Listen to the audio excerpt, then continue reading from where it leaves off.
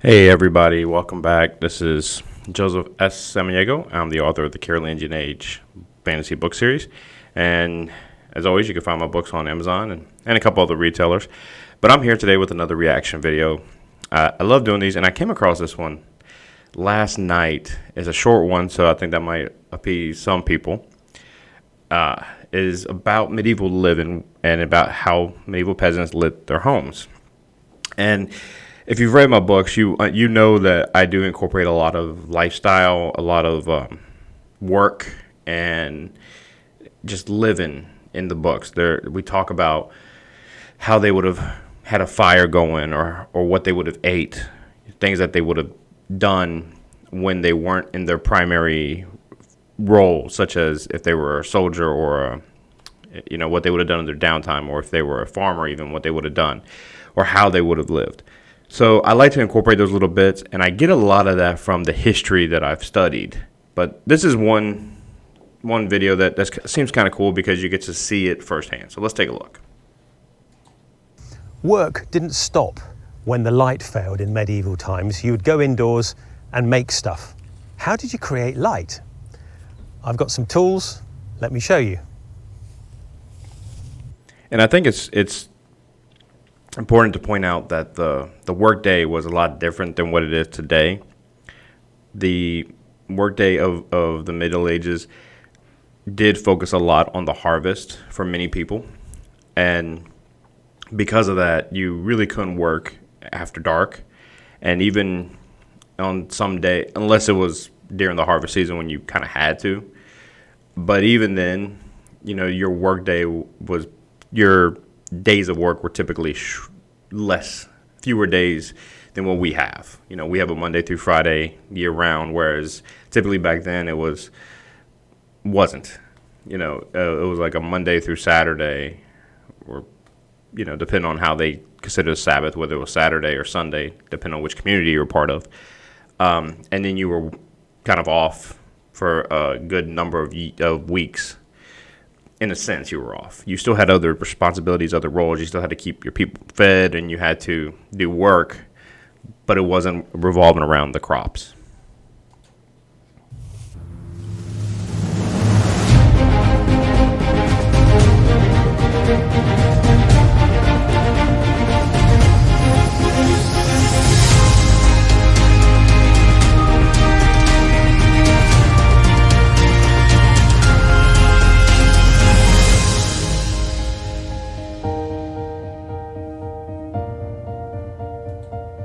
So, not seeing this channel previously, it seems like his whole idea is to show briefly how the life was back then. So that's pretty cool.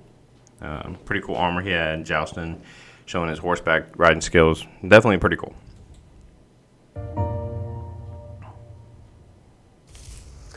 If you were poor in medieval times, you still had need of a kind of light for evening work. Especially in the winter, the evenings actually were quite long. The workday probably finished with the sun going down. What did you actually do to... And actually yesterday was the summer solstice, so it was the longest day of the year.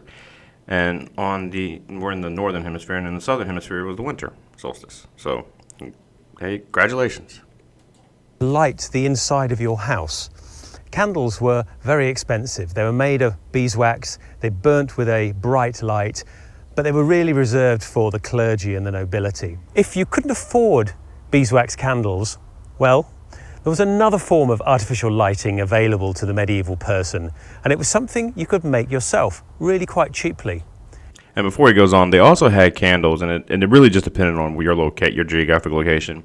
You could also make candles out of tallow, or it's a type of fat, whale fat. They weren't tallow is the fat of a lot of different animals, but whale fat is one of the major components, especially on the coastal regions. They weren't as long-lasting as beeswax candles, but they did provide an adequate source of light. It was the rushlight, and we're surrounded by the raw materials needed to make that light form. Yeah, we have a lot of that where I grew up. These are medieval rushes.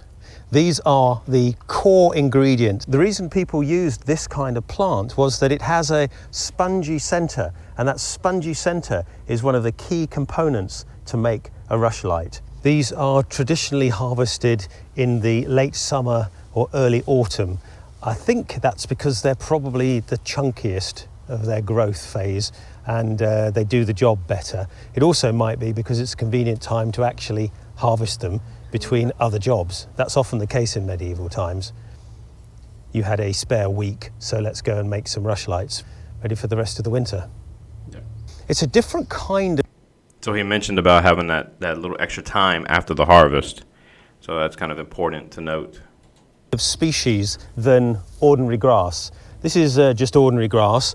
This rush grows in fairly boggy, moist conditions. It's not particularly wet here, but the ground does remain damp for most of the year, and it does flood a little bit in the winter. So I presume that this particular type of species likes being here. So we will cut some of these with this tool and take them back and do the next stage. I'm going to harvest some rushes now, but I need 2 bundles because there's a bit of an experiment to do. There are 2 different sets of instructions in the medieval period. And as always, if you're harvesting something, only take what you need. I'm not going to take too much from any one plant so that it has a chance to grow back next season. I try to make sure that I do as little damage as possible to the environment that I'm living in. And that's also another key. And it was something that the medieval communities would have known as well, especially as they farmed. They understood the impact that they had in a lot of ways. Maybe not as great as what we would think now, but possibly even greater. We don't give them enough credit. A lot of times we think that they were more primitive than what they really were. But medieval farmers knew what their impact to the land, and that's why they actually had a system where they would rotate. And they would do kind of similar to what he's saying, is they would take what they needed. Obviously, they had taxes, which came in the form of grains a lot of times, and they had to give certain amounts to the king and to overlords. But what they would do is they would rotate their crops, and that would let the land heal. And also when they would cultivate different types of harvests, such as something like he's doing, they would take only what they needed in order to let more replenish. It's the same idea of when you're hunting and you're only hunting for sustenance, and you're hunting for sustenance, and what you're doing is you're taking what you're going to consume, but leaving what can be repopulate. That way, your future generations, including perhaps yourself or your children, will have enough to live on, and then their children, and so on and so on. And this is something that was practiced for generations. It really wasn't until the more modern age that we started to really rip up the land and have to go back into, hold on, how do we conserve? So yeah, the medieval farmer really did know a lot of their impact to the land because they saw it firsthand and they worked it firsthand, and they were able to kind of balance the good land and let the older land heal for a couple seasons before coming back to it.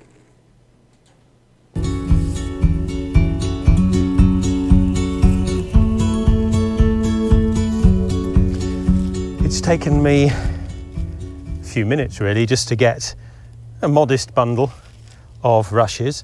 The leaves are interesting. The leaves of the rush plant are actually quite sort of sandpapery. They've got quite a grip to them. Almost feel like you could get paper cuts from them, but the stems themselves, they're quite variable. There's lots of different thicknesses to them, so that's going to be interesting.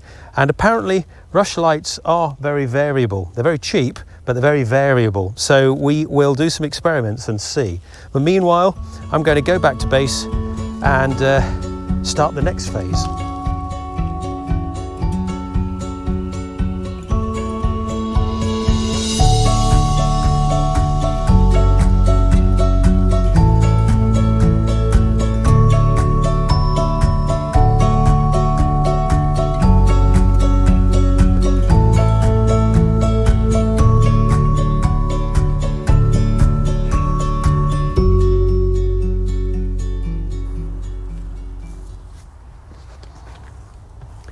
Here are half of the rushes I've gathered.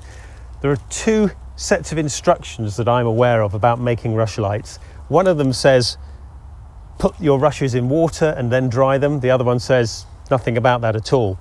It doesn't tell you how long for. It doesn't tell you anything about the type of water, running water or stagnant water like this. I'm going to just use this, and I'm going to do it for about a week. I have no idea whether that's far too long, not long enough. But I think because... I wonder how you came up with that week thing. That's I wonder that now. Because they were cheap to make, chances are it was fairly quick. So let's tie these up. Good bit of baler twine here. But I'm not going to tie them very tightly because I don't want to crush them. I just need to be able to pull them out of the water and keep them together so that they don't get completely separated in the water.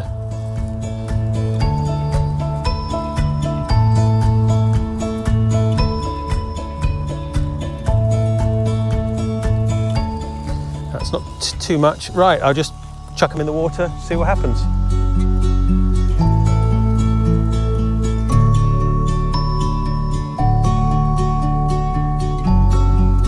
I'm sorry, but that is some nasty looking water. I'll be worried about touching that. Leave it like that. It's floating, but we'll see what happens after a week. It might sink. Here we are a couple of weeks later, and these are the rushes that were soaked in water for a week, and they've been dried subsequently. And this is the pile that has just been dried. I have to say, I can't see much difference between the two at the moment. I have no idea whether there'll be a difference later on, but so far it doesn't look like it makes any difference whatsoever.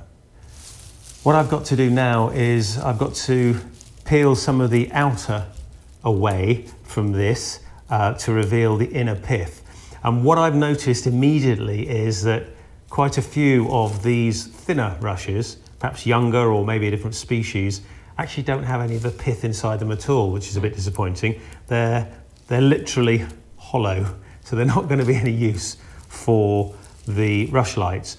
So obviously when you pick the rushes, you have to be aware of that, and I wasn't really aware of it, but I now know the difference between the rushes with pith inside them and the rushes without.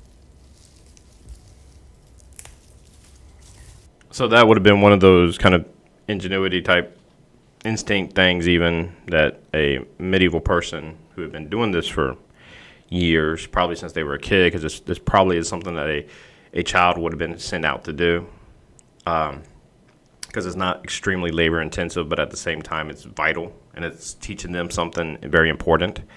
But it would have been something that they would have been taught and learned how to recognize when they were going to harvest these, because it does, I'm starting to get this idea that pulling these little piths out is going to be a kind of a somewhat of a labor intensive process of this. It's not a heavy labor, but it's just a time consuming and probably a tedious thing. So I can definitely see why you would want to only pick the right ones from the very beginning, so you don't have to deal with wasting that time. So you can see the inner layer, the foamy core of the rush. This one's actually come apart quite nicely. So this is the piece that will form the rush light. So I'm going to do a few of these, and then I'm going to soak them in tallow, or in my case, cooking fat that's come from some meat I had left over. I've rendered the fat. I've rendered the fat. I've just put it in boiling water to try and get much of the meaty stuff out of it. And this is just animal fat. I'm going to melt it and soak the rushes in that. Yeah, and so tallow is basically animal fat that has been, as he said, rendered, and it's been made reusable for cooking. A lot of people, they'll save the grease from certain things to reuse in cooking, bacon grease and and different types of grease. Some fats congeal back to a solid state when they're cooled. And what you can do is then there's a quick processing, I don't say quick, but a pretty simple processing method to actually make that fat reusable, either in cooking or in, like I said earlier, in candle making. And there's a few other processes. They'll use fat when they need some kind of a grease for different types of working machinery. They can use animal fat as well. It's an ingredient in some. So it's definitely a important industry, part of going back to using every bit of our consumables that we used to use in the Middle Ages. People would use an animal. They would kill an animal, but then they would use a lot of that animal. There really wouldn't be much waste. See what it does. My guess is the cheapest way of doing this is not to prepare it for too long, because if you prepare it for too long, you've used up lots of fuel. So I would imagine that you get the smell of whatever it is you've been cooking. So what I'm going to do now is take a nice Pyrex dish. Steak candles, bacon candles. Oh yeah, I can see that. I can see that selling. I actually can.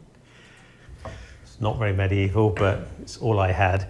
You actually do find there are some special dishes that were constructed, maybe a piece of wood with a hollow carved in it, but I haven't actually got that yet. And I'm just going to use this nice Pyrex oven dish. Yep. And it's oven safe, so it's good with heat. Fat, and I'm just going to put a bit of this on here. So what I'm going to do is take the fat, and I'm going to use a heat gun to melt it. I find this a little safer than using an open flame or doing it in the kitchen. And obviously you have to be very, very careful. This stuff is quite flammable. You need to keep a careful eye on it. So be very, very careful with what you're doing. So just use the heat gun to melt it to create a fluid fat, which I'm then going to soak the rushes in.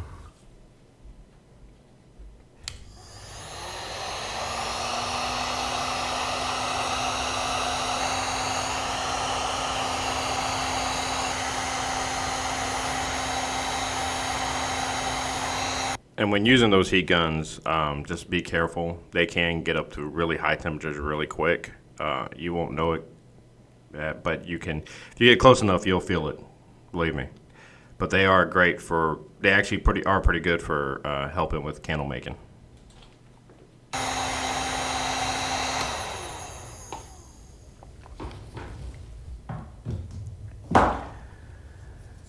So you just soak your rushlight core into that's the hot ass fat. Molten. He's just putting his hands all in there. Fat, whatever it is, tallow, beef dripping. In this case, this is lamb, and it smells quite pleasant actually. It's from my dinner yesterday, and saved a little bit of the fat, and I'm making rushlights out of it.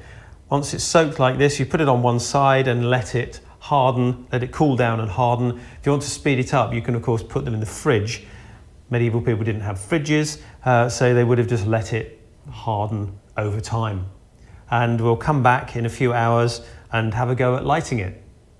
Well, I've had a few false starts. It's taken a while. It's a bit more complex than I thought it was going to be. You've got to find the right rushes, you've got to prepare them properly, and you've got to have the right mixture. But I think I've got one here working, so I'll use this beeswax candle and light it.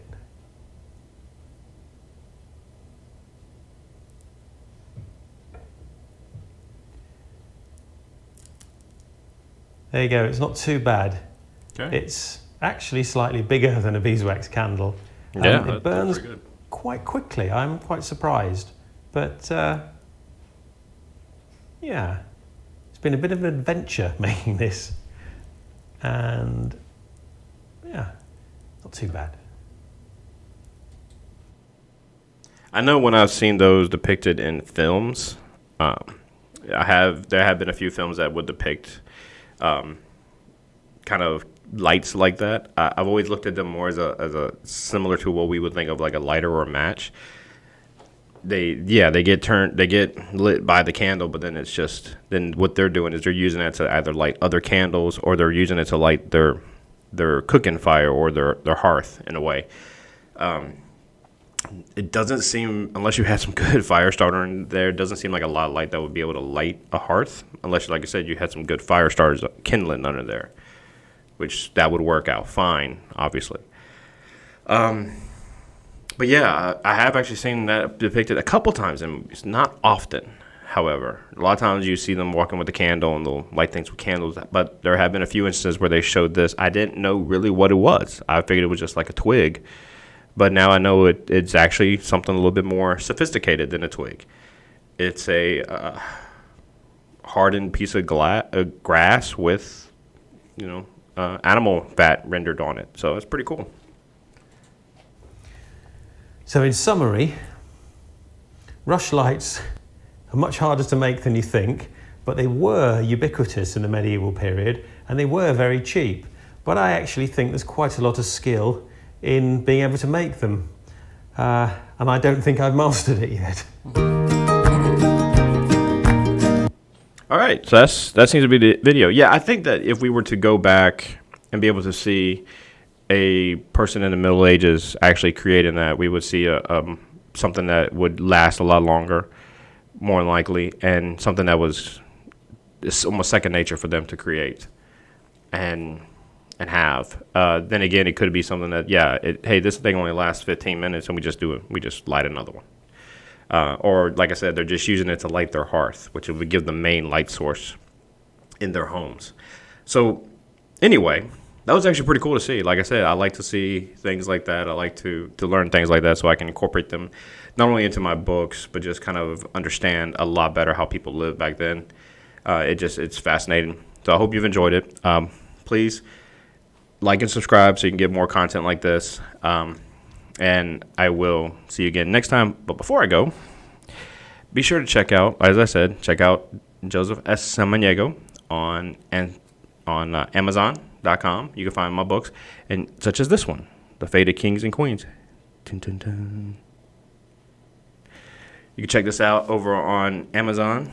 It's also at Barnes & Noble. And until next time.